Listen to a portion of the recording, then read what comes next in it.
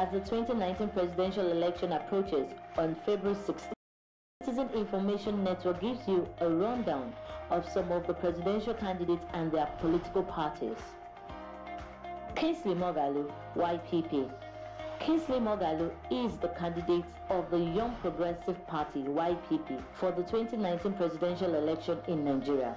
Moghalu was born in Lagos in 1963. He is the former United Nations official and professor in international business and public policy at the Tufts University Fletcher School of Law and Diplomacy.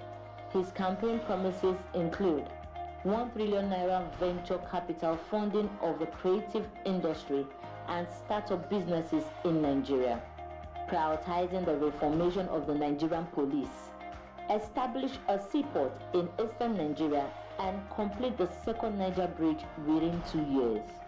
Omoyele Sowore, AAC. Omoyele Sowore is the candidate of the African Action Congress. He was born in 1971. Sowore from Eseodo, Ondo State in southwest Nigeria. He is a Nigerian human rights activist, pro-democracy campaigner, and founder of online news agency Sahara Reporters. His campaign promises include to pay workers 100,000 naira living wage, youth corps members to earn 50,000 naira monthly allowance, legalization of Indian hemp. Adetokunbo Olufela Durotoye, ANN. Olufela Durotoye, born in Ibadan, Oyo State in 1971, is the presidential candidate of the Alliance for New Nigeria for the 2019 presidential elections. Fela Durotoye is a business consultant, leadership expert, and motivational speaker. He is the president of the Gemstone Nation Builders Foundation, a non-profit, non-governmental organization targeted at training youths towards transformational leadership and social change. Below are some of his campaign promises if elected. Increase education and literacy rate by up to 90%. Defeat Boko Haram with human intelligence and return internally displaced persons, IDP. And diversify the economy by promoting non-oil sector growth through agriculture, mines, and steel. Atiku Abubakar, PDP. Atiku Abubakar, an indigene of Adamawa State in Nigeria, born in 1946. He is the People's Democratic Party, PDP, presidential candidate for the 2019 presidential elections. Atiku served as the 11th Vice President of Nigeria from 1999 to 2007 under the presidency of Olusegun Obasanjo. Abubakar is a co-founder of the network. We will be streaming live. To be part of this, log on to our website www.cinnigeria.com/live.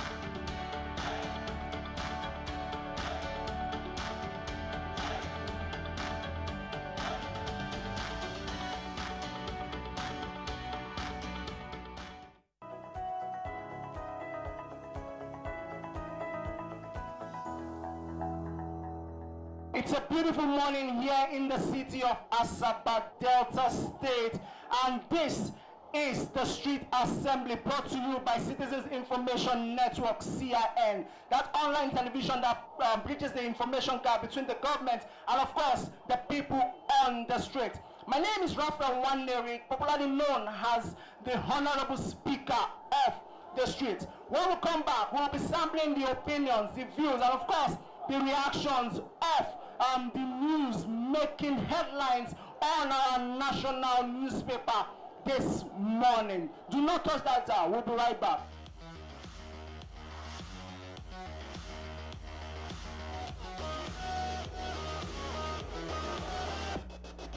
Welcome back. It's still the Street Assembly. And quickly, let's quickly go to the Nation newspaper. Let's see the stories making headlines on this particular newspaper. It says more Southeast, Buhari assures what we discussed by political leaders. All this news and many more you can find on the Nation news paper this morning. Okay, so sharply we're going to go to the state newspaper called The Pointer.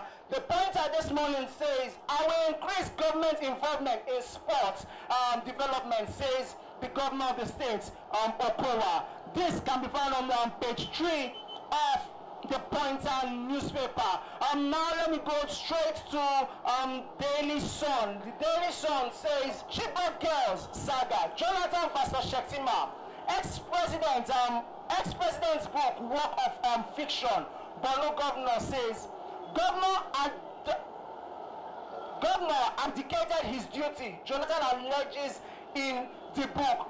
All this news and many more you can find in page 6 and page 41 on the Daily Sun newspaper. The news making headlines on the Vanguard newspaper this morning said, Nigeria now more corrupt than under me. This is said by the ex-president Jonathan. Nigeria more corrupt than under me. He says he handed over vibrant economy of over $500 billion GDP. All this news and many more you can find on the Vanguard newspaper this morning. And lastly, I'll go to New Telegraph. Southeast leaders table demands before Buhari. President, I will fund all projects in the region. Buhari don't talk saying we'll fund all the projects for the Southeast region. SGF Igbo closer to presidency with Buhari's report. Very, very funny how the newspaper headlines today make sense. And of course, when we come back, we will now start sampling the views, the opinions, and the reactions of the people of Asaba here in Delta State. How they feel about the newspaper headlines. Do not touch that down.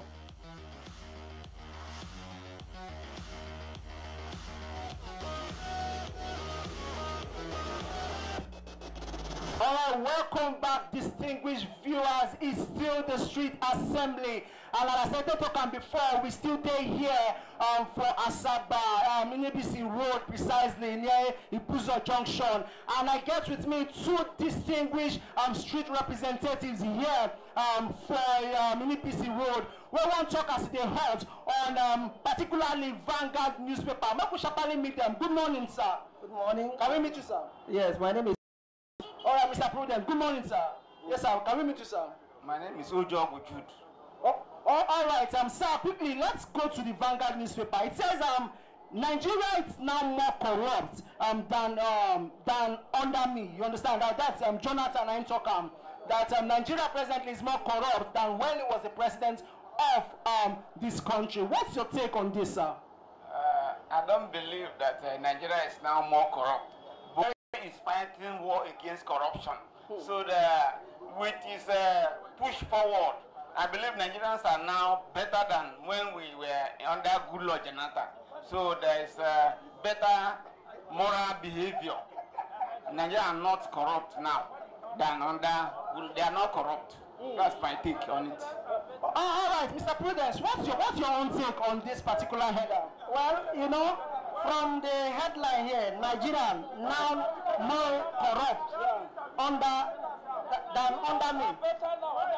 Does it mean Nigerians were corrupt before under him? Now Nigerians are more corrupt? Because let's ask some questions first before we now go further. Because from here, Nigeria now more corrupt under me, which means translated that Nigeria was corrupt before. Yeah. Now he's more corrupt. Okay. Is that what we are talking about here? Yeah, if he says, for example, you know, if you look at what he said he handed over vibrant economy of over $500 billion GDP to the present president, President Muhammadu Buhari. You understand? Please, it is contradictory because this more corrupt is where I am hitting my okay. Because if you hand over this economy, this $500 billion GDP, and then Nigeria was corrupt before, which means Nigeria is seriously in trouble. are you saying now that yes, Nigeria was corrupt in the era of Jonathan? By this, yes. Yeah, but now presently, is it more? Have we gotten it worse, or we are getting better? Well, we are still in the journey. I cannot actually say we are more corrupt or we are less corrupt now. Okay, because from what he said now, he said the President Muhammadu Buhari is doing everything possible to see that we get to a better level. You understand? Which means he's disagreeing with this particular statement from our ex-president that Nigeria is now more corrupt than when he was a president. Well, Nigeria is not corrupt. It is the people in government that may tend to be corrupt. All right, sir. All right, sir. Hold your thoughts a bit. Let me come to you, sir. So you were trying to land your final point. Yes, I said since Buhari entered, Buhari decided that he's going to fight against corruption, and he has been doing so. Only that the people of Nigeria are so corrupt that they cannot change. Buhari and the APC government, they're actually fighting corruption. Look at some people say Buhari hates Igbo people, but he gave ministerial appointment to many Igbo people. Chris Ngiga, Ibe Kachiku, Amechi, and many others. Onyama, the Minister of External Affairs. He gave positions to other people that are Igbos, not Hausa people. People are saying the Buhari is corrupt. Hausa people hate Igbo. I don't believe it. Buhari is fighting corruption according to his ability. One that the people that of Nigeria are so corrupt that they cannot change. So he's still fighting that corruption. Now let all hands be on deck so that this fight against corruption will succeed. That's my take. All right, let all hands be on deck to see that the fight against corruption is victorious, according to my distinguished gentlemen here. Thank you very much, sir. I say you join me on the street assembly today. Thank you very much, sir. All right, guys, when we come back, we'll be sampling more opinions from people here in NBC Road in Asaba Delta State. Honestly, the thing they heard that they talk about Masipi. As you know, for CIN, we they talk and we they publish them as them talk and we know they edit anything. When we come back, we'll be taking more views and more opinions, and of course, how they react to the newspaper headlines. Do not touch that down.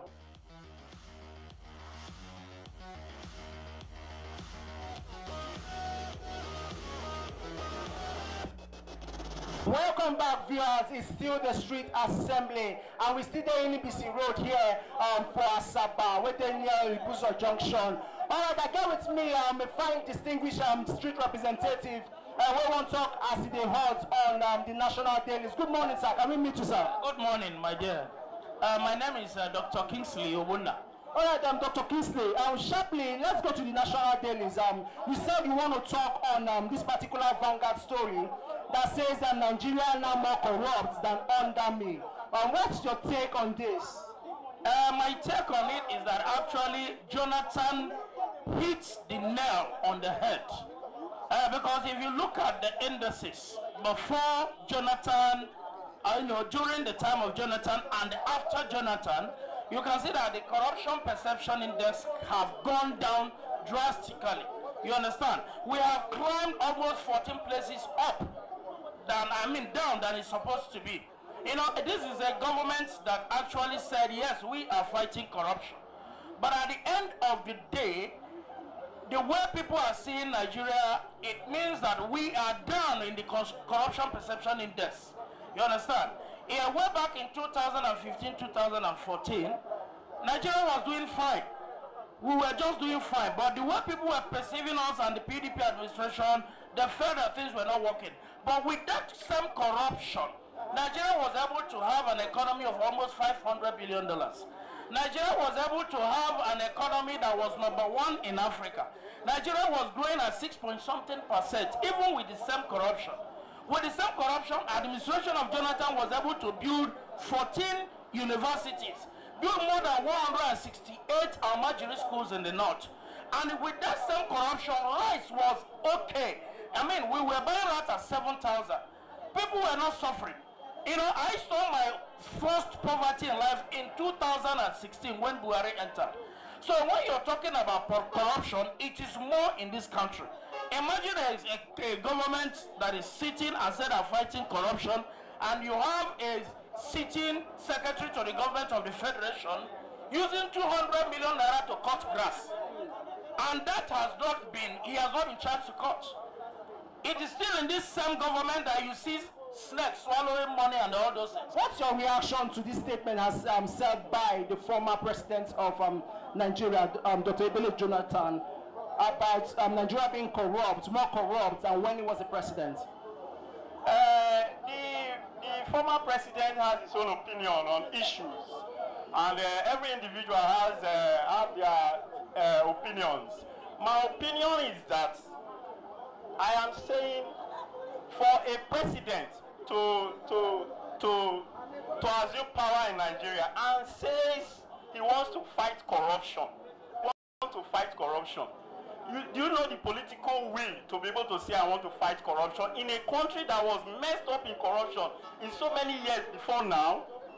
I'm telling you that before this president came, it was glaring. If it's not glaring to you, it was glaring to me that we have corruption in every section of this economy. And for somebody to say I want to fight corruption, we should give him kudos. We should give him kudos. We should appreciate him for that. But sir, I want to be heard that he says he handed over a vibrant economy of over $500 billion GDP, which means I'm sure by now we have less than that. I'm not here to quote figures, but I want to assure you that corruption is being fought. That is what I'm saying. Corruption is being fought. And we can see the indices. A senior advocate of Nigeria went to jail for aiding corruption. Senate president was being tried for so many months and so many years for corruption charges. What's it called? A governor went to jail. A senator went to jail. What else do you want? All right, thank you very much, Mr. Efe. Thank you very much, sir, for joining me on the Street Assembly today. All right, viewers, that's it. You've heard it from the people of Asaba in Delta State. They said it, they've given us how they've reacted, they've given us their own opinion, and of course, how they feel about the news making headlines, or that made headlines on our newspaper this morning. My name, it never changed. Now, Raphael Wanderi, also known as the Honorable Speaker of the Street. Do not forget, for more of these videos, you can follow us on all social medias at CIN Ninja, or on our website at www.cinnigeria.com. Until I come your way next time, stay blessed, stay focused.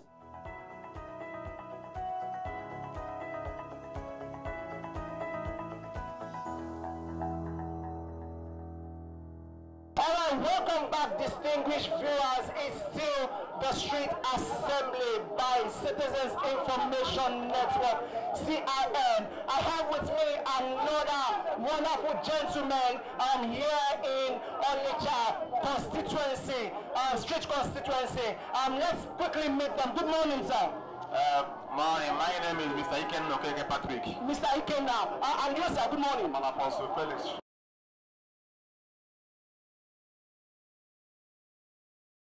Says the state of Southeastern roads in anti-development by the House of Reps. Yeah, of course, it's not a new thing in Nigeria. Of course, we all can see it. When you begin to travel the state in the Southeast, you confirm what I'm saying or what you are debating right now. For example, let me use the state from Anambra to Imo State. It's not well to be leading from Anosha to Enugu State, all of them is it's not something to put in paper also. Let me use this for one of these states example. When you travel from here to Lagos State, you find that you have double express, all of them are well rated. We travel from Abuja to Kano, from Abuja to Kaduna State. You enjoy the roadway without any problem on the road. Secondly, I can also put you in place that the state here is not well confined because the security, damages of the road has made the people going on the road without a lot of problem.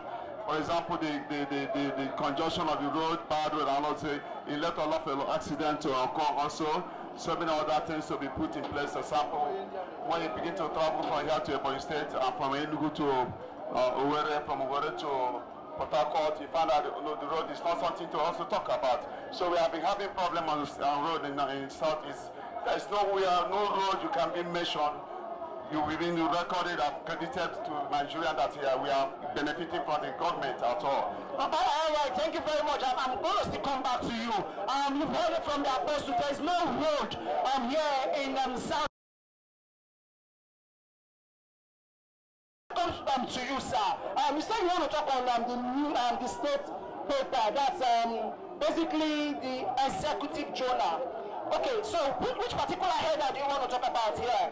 We said nobody can stop me or stop Biafra. Only Eze Chukwu Okike Abiyama. Yes, as you can see, the Nigerian government have failed us, they have molested us, they have killed us. So our leader has taken a new step and a new stand. So I think it's high time for everybody to support him, because he is the one that make us to know where we come from, and he is the one that is telling us the truth. As you can see, the Nigerian government, the politicians are not telling us the truth. So it is only Nnamdi Kanu that is telling us the truth. So he has taken a vow that nobody can stop him. So we are also supporting him as our leader. Nobody can stop us. All we need now is Biafra and bit of referendum. Nothing less, nothing more. All right, let me come back to you, Apostle, on The Voice newspaper here in Anambra State. You pointed out on something here, why I don't want to be in Nigeria by Nnamdi Kanu. Can you throw more light on this? We want to hear your opinion on this. Thank you very much. I like these wonderful questions. Of course, I like this question. Why I wouldn't like to be in Nigeria, it's not something new to me. I find out that there is being marginalized in all aspects of what, as long as human rights is concerned. I get to my point in educational session. There is nowhere you can be able to find out in educations. In hospitalities, I get to my point. Now, for example, we travel from here all the way from here from Southeast to Lagos, from Southeast to Abuja to travel to make an international, to go for international flight. I get in me. So a lot of boys, a lot of men, a lot of people die on the way while traveling from here to Abuja or to Port Harcourt to acquire to international travel outside in the country. I get to my point. Some made it at the journey at night time. You found out on the night time, so many people die on the way. So one of the reasons is that we have at least international airport. They could have executed this Enugu to make to international airport or Port Harcourt, which is nearby us. So it will be easy for us or people to travel. But they make it difficult for us. Before you travel, go to Abuja, how many kilometers from Nansha or from Anaposa to Abuja to travel? So it's a very big issue also. In terms of education, there is no government infrastructure of education you can talk of. I hear my point. In hospitalities, there is nowhere. So in generally, there is no thing that there is no convincing thing that would make us to be in Nigeria, because we are being denied everything. I get to my point. They force us with God. They force us with all manner of power so that they suppress us and we can't be able to voice out our opinion in the society. So we are being humiliated because there is no atom of freedom. Even as you are standing before us, sometimes the mobile may come with the mobiles, or the first man will come with their gun and begin to intimidate us here. I get to my point. All those is not civil. It's not civil at all. All right, all those things are not civil. You mentioned infrastructure. And this will force me or make me to ask a very big question now to the both of you now. When it comes to infrastructure of the state, do we hold the state governor and our state House of Representative members accountable, or the presidency? Yeah, I won't really go to the state government or the House of Representatives. Why not the state, sir? No, I wouldn't go, because we have an international body that sees about the state. And whatever the point that may start from, we start from the international, not the national. I get in my point. All right, sir. I'll get back to you. How about you? I just asked the question now. We cannot hold the soda accountable, because in my own I think we should hold the federal government accountable, because the state government cannot do anything without the order of the federal government. So we can hold them responsible. We should hold the federal. All right, we should hold the federal government accountable of the infrastructure in our state, as said by my able distinguished House Street representative here in Anambra, Onitsha precisely. Thank you very much, sir, for having joined me on the Street Assembly, and you too, sir. Thank you very much, sir. All right, guys, when we come back, I will be taking more views, more reactions, and more opinions of the people on the street. Do not touch that. We still there in Anambra State. You know as we do am, you know as we do talk am. We dey put am as they be. As them talk am, we know they change am. You know go hear am. We dey come back.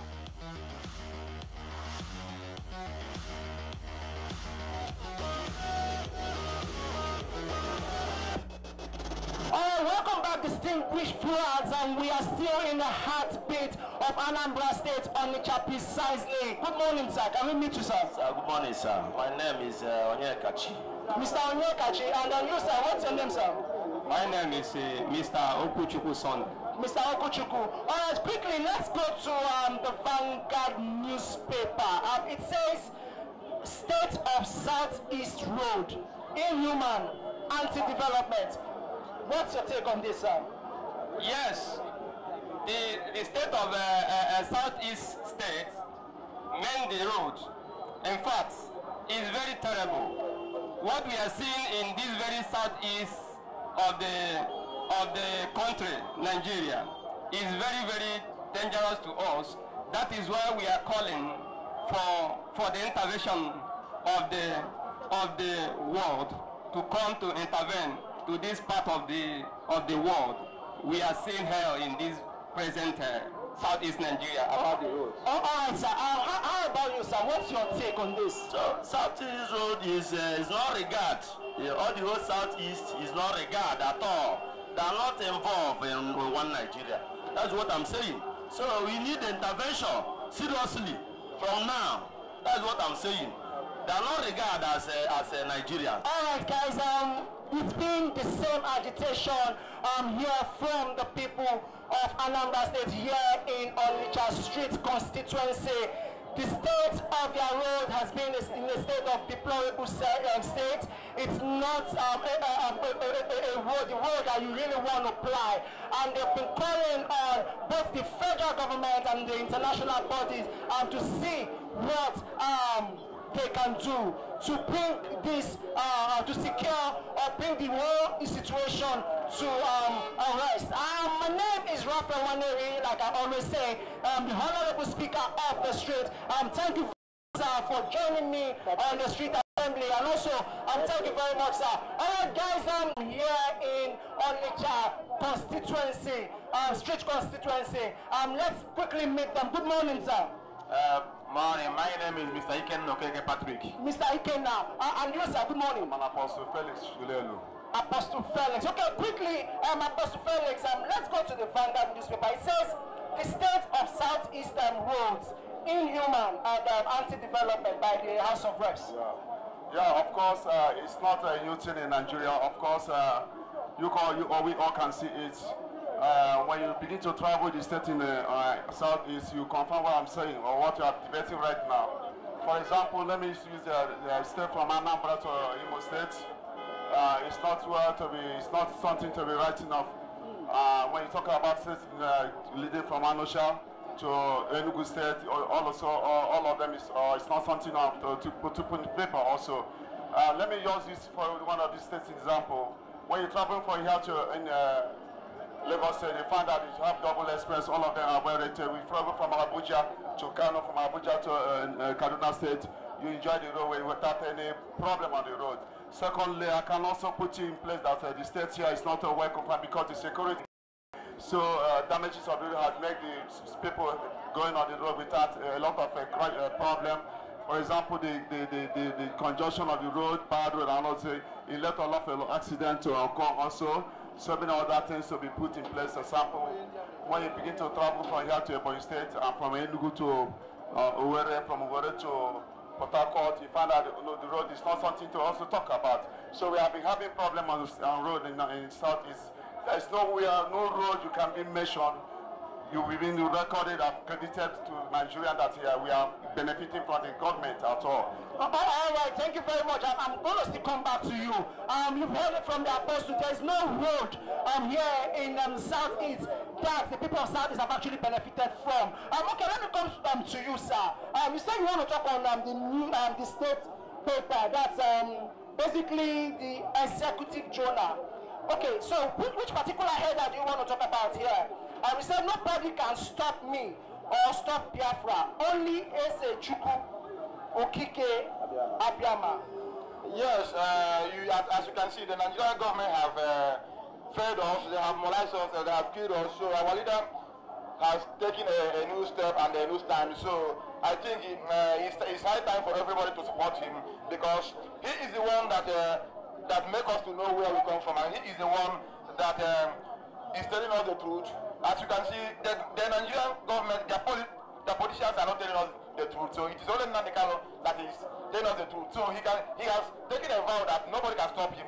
So we are also supporting him as our leader. Nobody can stop us. All we need now is Biafra and date of offender. Nothing less, nothing more. All right. Let me come back to you, Apostle, on The Voice newspaper here in Anambra State. You pointed out on something here, why I don't want to be in Nigeria by Nnamdi Kanu. Can you throw more light on this? We want to hear your opinion on this. Thank you very much. I like these wonderful questions. Of course, I like this question. Why I wouldn't like to be in Nigeria? It's not something new to me. I found out that there is being marginalized in all aspects. Of course, as long as human rights is concerned.